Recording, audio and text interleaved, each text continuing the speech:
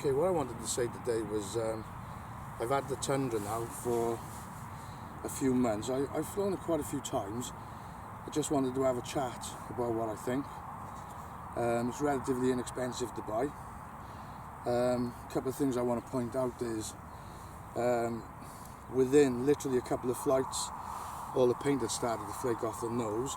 So what I've done, you probably can't see, is I've actually used sticky back plastic, tried to match a colour, and I've covered it with sticky back plastic. I've also bought a couple of acrylic paints just to touch up where the paint was flaking off the tail. Unfortunately, when you land and the plane turns over, the tail always takes a bashing.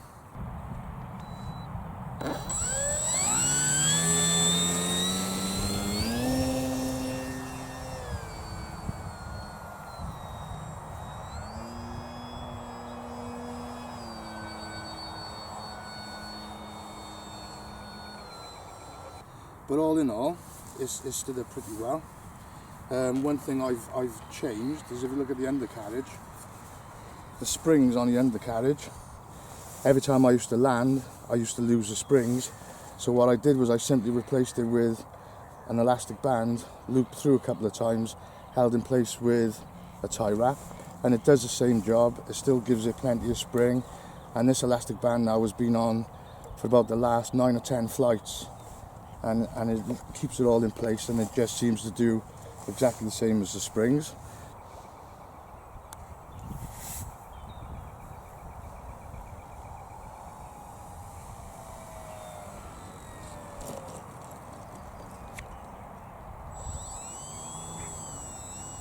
Nice place that was. Yeah.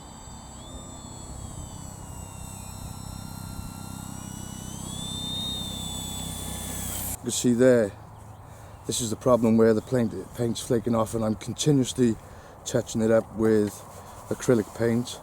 You know, it keeps it looking nice, and you can see there where I've used the sticky back plastic.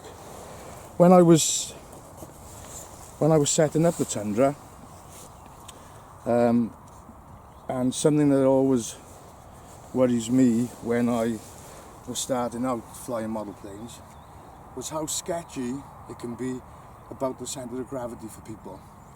You know, there are some good videos, but when I was setting up the Tundra, I specifically wanted to watch someone set the Tundra up and show exactly where the centre of gravity was. And my message to people that are going to start flying airplanes, don't skimp on the centre of gravity. It is so important to get the centre of gravity right.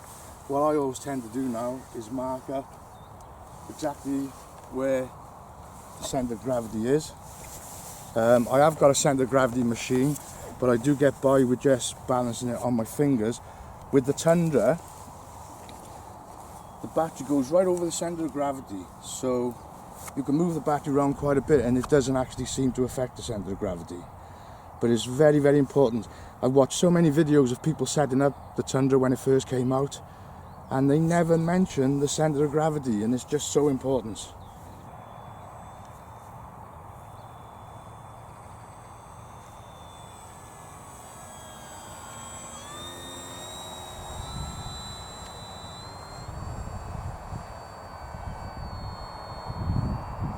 Another thing as well is people overlook, and I watch videos, and one thing I noticed with quite a few maiden flights of people's Tundra was that the plane was just veering one way, either to the left severely or to the right. What I think that's to do with is you've got a carbon fibre spar in the wing, and I watched one guy who I think was in America, and what he did was he measured the carbon fibre spar and marked it to definitely make sure that you had equal lengths in each wing. It was possible to push the carbon fibre spar through, push the wings in thinking that it was going equally, but the spar would go one way or the other. So find your centre point on your spar, measure out then and put marks, so as you know then, as you put the first wing in, you can pull the carbon fibre spar to your mark and know that you've got exactly the same amount either side. I think when I did my maiden flight, it was pretty good. It needed a tiny little bit of trim, I think to the right if I remember rightly. And the other thing I made sure as well was The speed controller on my plane is on the left, the battery's central, your receiver goes in the top there. When I checked the plane and I hung it on a piece of cord, it was just hanging slightly one way.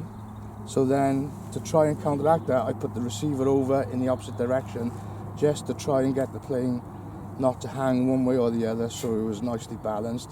And I think that paid off because my maiden flight went quite nicely, and I was a little bit concerned because I'd seen so many videos where the plane was severely pulling one way or the other. The flaps,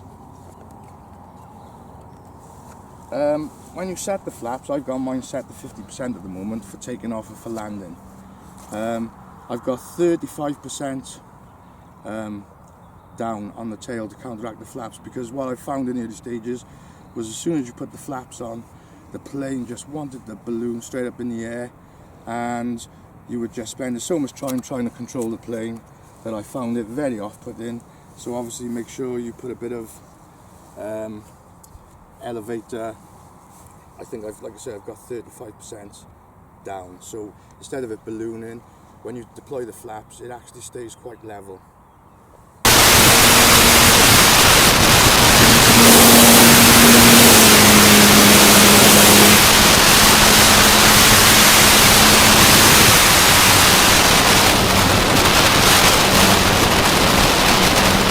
But all in all, I've been really pleased with it. It's a lovely kit, lovely put together, and it does fly very well.